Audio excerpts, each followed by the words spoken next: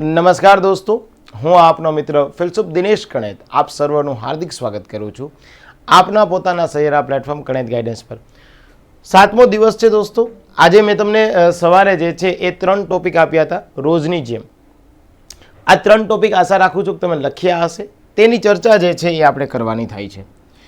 અહેવાલ જે છે દોસ્તો, ડેરી ઉદ્યોગના જે છે એ વિકાસની વાત કરતો એક અહેવાલ આપણે લખવાનો થાય છે. અને આમાં લખવાનું થાય છે કે ડેરી ઉદ્યોગના સંમેલન જે છે એ આયોજન થયું છે. હવે જો કોઈ પણ પરીક્ષાનો જે પેપર સેટર છે એ તમને એવું નથી કહેતો કે ડેરીનું સંમેલન ક્યાં આયોજિત થયું છે. એ કરંટના પરિપ્રેક્ષ્યથી જે છે એ આપણે વિચારવાનું છે કે આયોજન ક્યાં થયું છે, એના જે છે એ મુખ્ય વ્યક્તિ કોણ છે. આના માટે તમારી પાસે કરંટ અફેર્સ હોવું જોઈએ. જેમ લાસ્ટ ગઈકાલે મેં તમને વાત કરી દોસ્તો સબરીમાલાની, તો સબરીમાલા માટે તમારે બંધારણ તમારી પાસે કન્ટેન્ટ હોય તો તમે લખી શકશો. આવી રીતે હું તમને જે છે એ અમુક આર્થિક બાબતના, સામાજિક બાબતના, ભૌગોલિક બાબતના ઘણા બધા ટોપિક આપીશ. એટલે જ માટે હું તમને કહું છું કે દરેક પ્રકારનું કન્ટેન્ટ જ્યારે એકઠું થશે તો તમે મુખ્ય પરીક્ષા લખી શકો, અન્યથા ન લખી શકો. ઓકે, પત્ર છે જેમની પાસે શ્રેષ્ઠ પુસ્તક છે તે જ્ઞાન સાથે અચૂકપણે જોડાયેલું છે. ઉપરોક્ત વાક્યને સાર્થક કરતા તમારા શહેરમાં એક ઉત્તમ કક્ષાના ગ્રંથાલય, અહીંયા છે ગ્રંથાલય, આવી રીતે ગ્રંથાલયની જે છે એ માંગણી કરતો પત્ર નગરપાલિકાના જે છે એ મુખ્ય અધિકારી શ્રીને લખો. હવે જો આ કેટલા સ્માર્ટ છે. નગરપાલિકાના મુખ્ય અધિકારી કીધું, પણ તમને એવું ન કીધું કે આ ચીફ ઓફિસરને આ પત્ર લખો. કારણ કે જો આ તમારી સ્માર્ટનેસ ઉપર આધારિત છે. ના, લોકો કહેતા હોય કે ભાઈ ફોર્મેટિંગ કરો, ફોર્મેટિંગ કરો, ફોર્મેટિંગ નહીં મુન્ના, માત્ર ફોર્મેટિંગથી ન ચાલે. તમારી સરકારી અધિકારી તરીકેની સમજ શક્તિ જરૂરી છે, હે ને.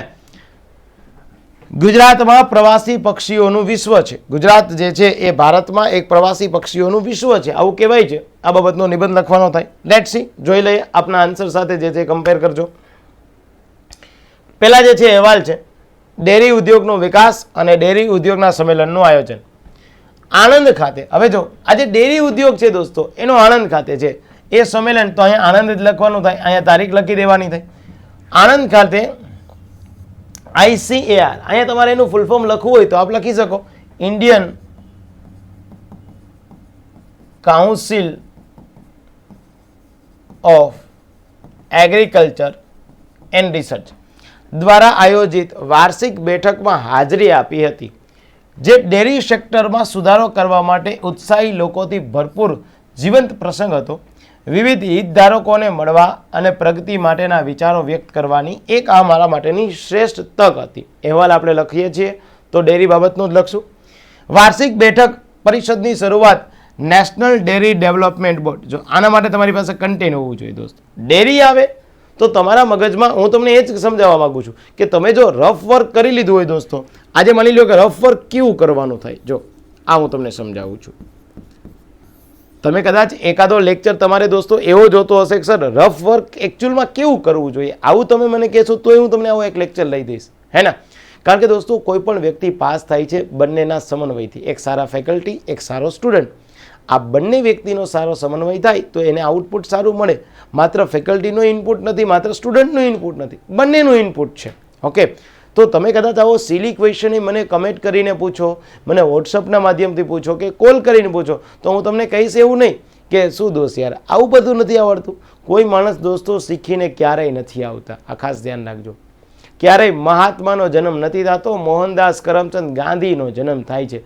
પહેલી જ વખત આ બધું મેન્સ આવ્યું છે, એટલે પહેલી જ વખત દોસ્તો તમે બધા લખવા જાઓ છો તો તમે શીખો છો. આવી રીતે તમે પોતાની જે છે એ આવડતને આમાં ઢાળશો તો તમને સારું આઉટપુટ મળશે. તો કદાચ તમે મને કહી શકો કે સર મને રફ વર્ક કેમ કરવું એ થોડું જણાવો ને. જો આ હું તમને નાનું એક એક્ઝામ્પલ આપું, પછી લેક્ચર બનાવવાની જરૂરિયાત આપના જરૂર આવે તો મને કહેજો, હું બનાવી દઈશ તમને. એક તો દોસ્તો ટોપિકને રિલિવન્ટ કઈ કઈ મુદ્દાઓ છે. ફોર એક્ઝામ્પલ તરીકે આજે જે છે ડેરી છે, તો બટ ઓબ્વિયસ છે કે ડેરી હોય તો તમે આણંદ તો લખશો જ, આ તો લખશો જ. ક્યાં છે તો કે રાજ્યમાં છે તો રાજ્યના CMનું નામ પણ લખશો.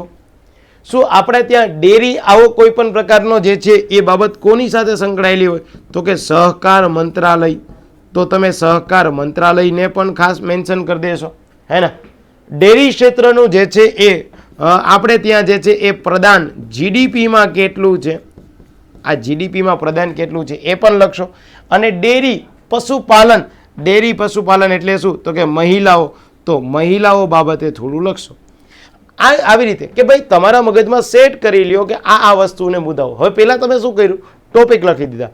હવે તમે એને સેટ કરો કે હું કયો મુદ્દો પહેલાં લખીશ, કયો વચ્ચેના પાર્ટમાં લખીશ અને કયો લાસ્ટમાં લખીશ. વાત પૂરી થઈ ગઈ, બસ. ઓકે, ચલો. તો વાર્ષિક બેઠક પરિષદની શરૂઆત નેશનલ ડેરી ડેવલપમેન્ટ બોર્ડના અધ્યક્ષ દ્વારા ઉદ્બોધન સાથે થઈ, જ્યાં તેમણે ડેરી ઉદ્યોગ માટે સરકારના સમર્થનનું વચન આપ્યું હતું. તેમણે દૂધ ઉત્પાદકોને મદદ કરવા માટે 2019થી ભારત સરકારમાં અસ્તિત્વમાં આવેલ સહકાર મંત્રાલય પણ તત્પર છે તેમ જણાવ્યું છે. વધુમાં ડેરી ક્ષેત્રે ભારતના જીડીપીમાં નોંધપાત્ર 4થી 5% યોગદાન છે. આ ડેટા તમારી પાસે હોય તો જ લખજો દોસ્તો, અન્યથા ન લખતા. પેપર સેટરને જે છે એ અંડર એસ્ટિમેટ નહીં કરવાનો. ઓકે, તો એક તમારે જે છે એ આ ખાસ યાદ રાખવાનું થાય છે.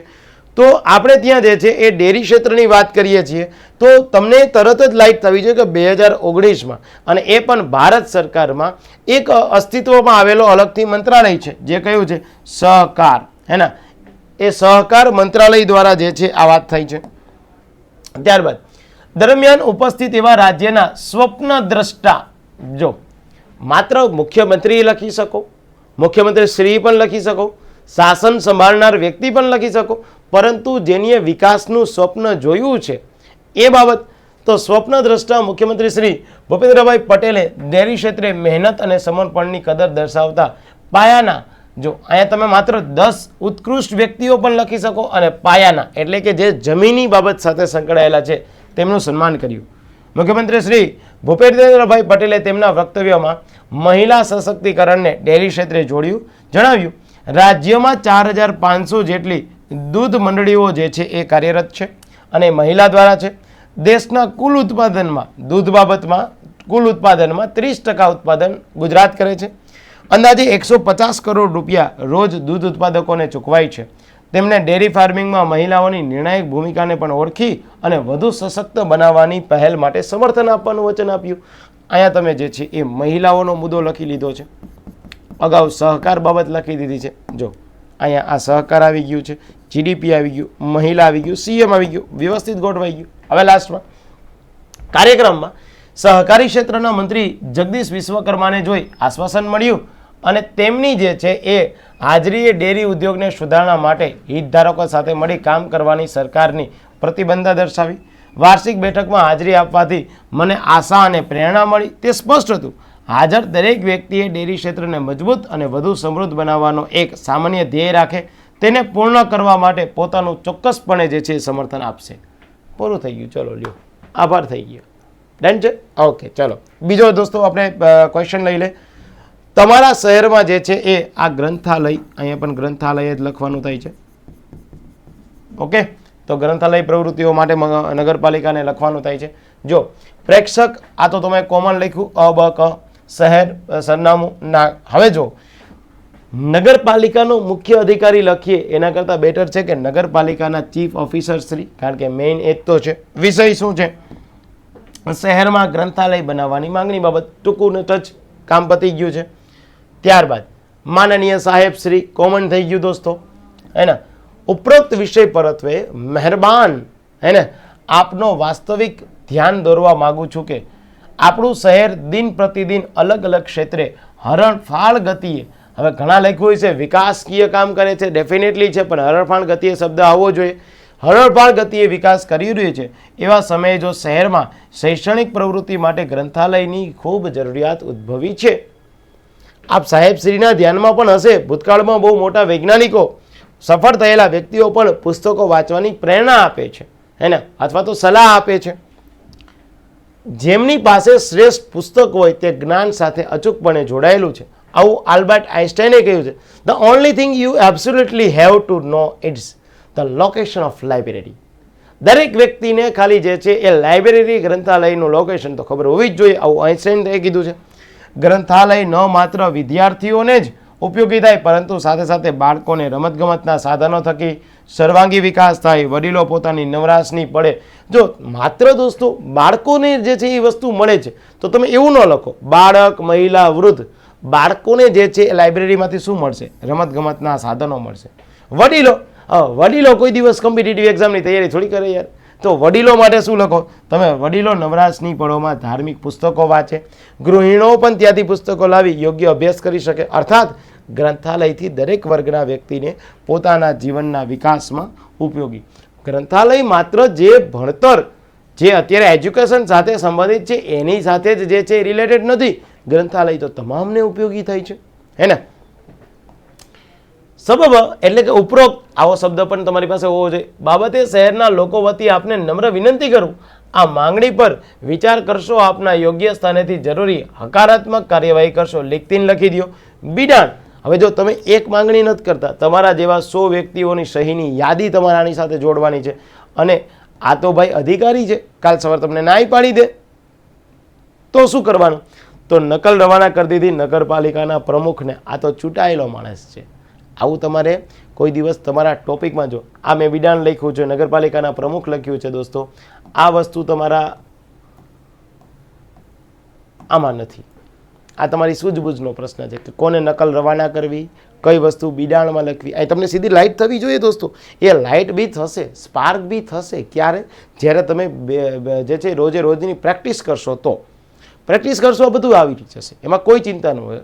હું તમને આઈડિયલ બધું જ આપતો જઈશ. ઓકે, ચલો દોસ્તો. તો આજનો એક લાસ્ટ ટોપિક આપણે લઈ લઈએ છીએ, એ છે આપણો એસે. ઓકે, આ પણ એક વખત જીપીએસસીએ પૂછેલો ક્વેશ્ચન છે અને તમને આવડે એવો ક્વેશ્ચન છે. ઓકે, જો આમાં હું તમને રફ ફર્ક પહેલાં પાછું ફરીથી સમજાવું છું. પહેલાં શું લખ્યું? ગુજરાતમાં પ્રવાસી પક્ષીઓનું વિશ્વ. તો પહેલાં એ લખી લેવાનું કે ગુજરાતમાં પક્ષીઓ જે છે એ ક્યાં જોવા મળે છે. એક તમને નળ સરોવરમાં જોવા મળે, ઓફકોર્સ દોસ્તો. ફ્લેમિંગો ક્યાં જોવા મળે? કચ્છમાં જોવા મળે કે ન જોવા મળે?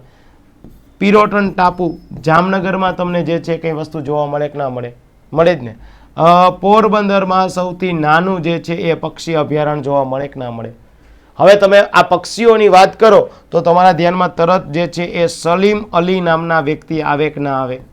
આવે જ ને, હે ને? હવે આ તમે આને વ્યવસ્થિત તમારે ગોઠવી દેવાનું. આ રફ વર્ક થયું કહેવાય, પણ છેલ્લા પેજે રફ વર્ક કરવાનું. હા, યસ. ચલો, ભારતમાં ગુજરાતે ભૌગોલિક વૈવિધ્યસભર ધરાવે છે, જ્યાં રણ વિસ્તાર, બારેમાસ લીલા જંગલો છે. દરિયાકાંઠાના લીધે અહીં મોટા પ્રમાણમાં વિદેશી પક્ષીઓ પોતાની હવામાનની અનુકૂળતાના લીધે ઋતુઓ મુજબ આવન જાવન કરતા રહે છે.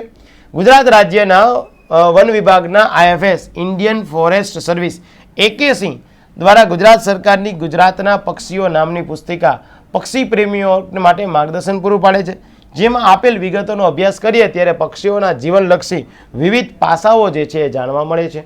ઓકે, હવે તમે AK સાહેબની પુસ્તકની માહિતી પણ આપી દીધી. સલીમ અલી મેં તમને વાત કરી હતી કે જે ભારતના પ્રખ્યાત પક્ષીવિદ છે, તેમણે પોતાની પુસ્તિકા બર્ડ્સ ઓફ ઇન્ડિયામાં જણાવ્યું કે જો ગીરમાં સિંહ ન હોત તો ગીર ભારતના પક્ષી અભયારણ્ય તરીકે જ પ્રખ્યાત હોત. તો તમારે આ સ્ટેટમેન્ટ જે છે એ યાદ રાખવું ખૂબ જ જરૂરી છે. ગુજરાતના ગીર રાષ્ટ્રીય અભયારણ્યમાં, એટલે જ હું તમને કહું, હું આવા તમને આ બધું કેવું છે દોસ્તો, એક બુકમાંથી તમને ન મળે. Baba Saheb આંબેડકરનું statement, ગાંધીજીનું statement, Salim અલીનું statement, આ માટે તમારે થોડીક મજૂરી કરવી પડશે. મજૂરી ન કરવી પડે એટલે જ મેં તમને કોર્સ લોન્ચ કરી દીધો છે. અને આપણા એક્ઝામમાંથી કેટલું પૂછાય આના માટે યુટ્યુબ ક્યારેક સર્ચ કરજો. યુટ્યુબમાં ખાલી લખજો દોસ્તો STIમાં, આ જે લાસ્ટ STI ગઈ છે એ 200 ક્વેશ્ચનમાંથી 80 ક્વેશ્ચન બેઠા ગણિત ગાઈડન્સની પેઇડ એપ્લિકેશનમાંથી. આ હજી પણ છે અને મેં વિથ પ્રૂફ લાવ્યો હતો કે આ ક્વેશ્ચન આપણે કરાવેલો હતો અને અહીંથી પૂછાયેલો છે.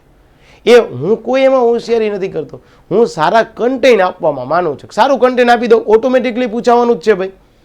આજે દોસ્તો જે છે એ જીપીએસસીએ આસિસ્ટન્ટ મેનેજરની એક્ઝામ કન્ડક્ટ કરી હતી. આસિસ્ટન્ટ મેનેજરની પરીક્ષા તો દોસ્તો ટેકનિકલ હતી, કાયદાઓ પૂછ્યા હતા. આ કાયદાના 200માંથી 75 માર્ક તમારા બેઠા આમાંથી જતા. આનું મેં તમને વિથ પ્રૂફ આપ્યું.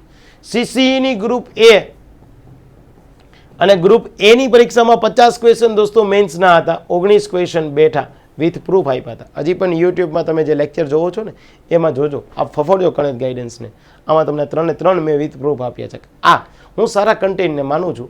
પછી પરીક્ષામાં પૂછાવાનું એ તો નિશ્ચિત જ છે દોસ્તો, હે ને? અને ના પૂછાય તો એ તમને હું એટલા તો લાયક બનાવી જ દઉં કે તમે સારી રીતે મારી મીચણી ત્યાં આન્સર જે છે સારી રીતે લખી શકો. સો ગુજરાતના ગીર રાષ્ટ્રીય અભયારણ્યમાં જ્યારે વરસાદ થવાનો હોય તેના લગભગ 30 દિવસ પહેલા પીટા એટલે કે નવરંગ નામનું પક્ષી પશ્ચિમ ઘાટમાંથી આવે છે, જે ચોમાસા દરમિયાન માળાઓમાં ઈંડા સેવી વરસાદ પછી ફરી પશ્ચિમ ઘાટના જંગલોમાં જાય છે. નોટ કરવો, આ પક્ષી પીટા એવો અવાજ કરે છે, તેના શરીર પર સુંદર નવરંગ હોય. આ પક્ષીના ગીરમાં આગમનથી વરસાદની આગાહી પણ થાય છે, તેમજ ચાતક પક્ષીના વર્તનના આધારે પણ જે છે વરસાદની આગાહી થાય છે. આ તમે જે છે પ્રાકૃતિક દ્રષ્ટિ સાથે જે છે એ જોડી દીધી છે. કચ્છમાં ફ્લેમિંગો સિટીમાં દરિયાકાંઠે લાખોની સંખ્યામાં જે છે એ ફ્લેમિંગો આવે છે. આ જે કચ્છનો દરિયાકાંઠો છે, કચ્છનું રણ છે દોસ્તો, ત્યાં લાખોની સંખ્યામાં ફ્લેમિંગો આવે છે. અને આમાં હવે વધારે એક આપણે આપીએ છીએ. આ પક્ષીની 2 જાતિ છે, એક છે ગ્રેટર ફ્લેમિંગો, એક છે લેઝર ફ્લેમિંગો, અર્થાત લાલ અને સફેદ અંશ. હવે રણ વિસ્તારની વાત કરીએ ત્યારે ધ ગ્રેટ ઇન્ડિયન બસ્ટાર્ડ એટલે કે જેને ઘોરાડ ગીબી નામ આપવામાં આવ્યું છે, આ યાયાવર પક્ષીની દ્રષ્ટિ નબળી હોવાથી તે ઉડાન દરમિયાન વીજના થાંભલા સાથે અથડાઈ જાય અને મૃત્યુ પામે. આ બાબત ધ્યાનમાં લઈ અને વડી અદાલત દ્વારા વીજના થાંભલા જે છે અંડરગ્રાઉન્ડ લગાવી આ પક્ષીને બચાવવા માટે રાજ્ય સરકારને જે છે એ આદેશ કરેલ છે. જો વડી અદાલત આવે તો અહીંયા દોસ્તો તમે કોઈ દિવસ અપીલ ન કરો, કારણ કે વડી અદાલત, સુપ્રીમ કોર્ટ, સર્વોચ્ચ અદાલત હંમેશા આદેશ કરે છે, અપીલ ન કરે, એ અરજી ના કરે ભાઈ પ્લીઝ આવું કરજો ને આવું કરજો જ, કરવું જ પડશે. ત્યારબાદ જામનગરમાં પિરોટન ટાપુ છે, નરોડા ટાપુ છે, પોરબંદરના પક્ષી અભયારણ્યમાં પણ સાઇબેરિયન ક્રેન આવે છે, જેને નિહાળવા હજારો પક્ષી પ્રેમીઓ દેશ વિદેશથી અહીંયા આવે છે. હાલમાં જ રાજ્ય સરકાર દ્વારા આ પ્રદેશને પર્યાવરણીય શિક્ષણ માટે અને પર્યટનને પ્રોત્સાહન આપવા માટે ખુલ્લો મૂકેલ છે. યાદ રાખજો, તમારે કોઈ સલાહ નથી આપવાની. અહીંયા એવું નથી કહેવાનું કે પક્ષી માટેનું એક જે છે એ કોન્ફરન્સ યોજો તો વધારે સારું થાય. ના, આવી સલાહ માગી તો જ આપો, અન્યથા નહીં. આ ના પાડી દીધેલી છે પહેલાં જ. આમ પક્ષીઓને રક્ષણ આપવા માટે રાજ્ય સરકારે બંધારણના અનુચ્છેદ 48A ને અનુલક્ષી રાજ્ય પ્રવાસન નીતિ દ્વારા પર્યાવરણની રક્ષા સાથે પ્રવાસનનો અભિગમ અપનાવ્યો. તેનાથી વિશેષ આપણે પણ બંધારણની મૂળભૂત ફરજ અંતર્ગત અનુચ્છેદ 51 અને અનુલક્ષી પર્યાવરણીય સ્થળોને સ્વચ્છ ભારત નિર્માણ કરી પર્યાવરણલક્ષી રાજ્યનું નિર્માણ કરવું જરૂરી છે. ઓકે, તો અહીંયા જે છે એ ખાસ યાદ રાખવાનું. અગેન પાછો જે છે દોસ્તો આપણો કોર્સ છે PSI માટે જનરલ સ્ટડી અને વર્ણનાત્મક પરીક્ષા 1699, માત્ર વર્ણનાત્મક પરીક્ષા 1111. પણ મારી તમને જે છે વિનંતી છે આ કોર્સ લેવો, કારણ કે એમાં કરંટ અફેર્સ, મેથ્સ, રિઝનિંગ સિવાયના તમામ મુદ્દાઓ જનરલ સ્ટડીઝના આવી જશે. જે કરંટ અફેર્સ આવી જાય, બંધારણ આવી જાય, ઇકોનોમિક્સ આવી જાય, science and tech, culture, history, GK બધું જ આવી જશે. આમાં માત્ર મેન્સ જ આવશે. એમાં હું તમને પત્ર લખાવીશ, અહેવાલ લખાવીશ, એની સાથે સાથે નિબંધ લખાવીશ, ઇંગ્લિશના જે કોઈ ટોપિક છે એ પણ આપણે લખાવીશ. કોર્સ લેવા માટે ગણિત ગાઈડન્સ જે છે એપ્લિકેશન ડાઉનલોડ કરી લોગિન કરવાનું છે અને ત્યારબાદ ખાખી કોર્સ જે છે આપ સબસ્ક્રાઈબ કરી શકો છો. અને આમાં તમને કોઈ પણ ક્વેરી હોય તો આ નંબર ઉપર ગમે ત્યારે મને વોટ્સઅપના માધ્યમથી પૂછી શકો છો. ઓકે, તો મેન્સ પરીક્ષાના સંદર્ભમાં દોસ્તો આપ તમામનું કન્ટેન્ટ સારું થાય એવી અપેક્ષા સાથે આવતીકાલે ફરીથી પાછો જે છે એ 8મા દિવસે આવા જ ટોપિક મૂકી દઉં છું, જેથી કરીને સારી રીતે તમે અને હું ચર્ચા કરી શકીએ. આજે 7મો દિવસ છે, હજી 3 દિવસ જે છે હું તમને લખાવીશ આવું. 10મા દિવસ પછી બંધ કરી દઈશ, પછી આપણે બધું જ પેઇડ એપ્લિકેશનમાં લખાવીશ. ઓકે, ચલો તો દોસ્તો આવજો, bye bye, Siya. Thank you very much દોસ્તો.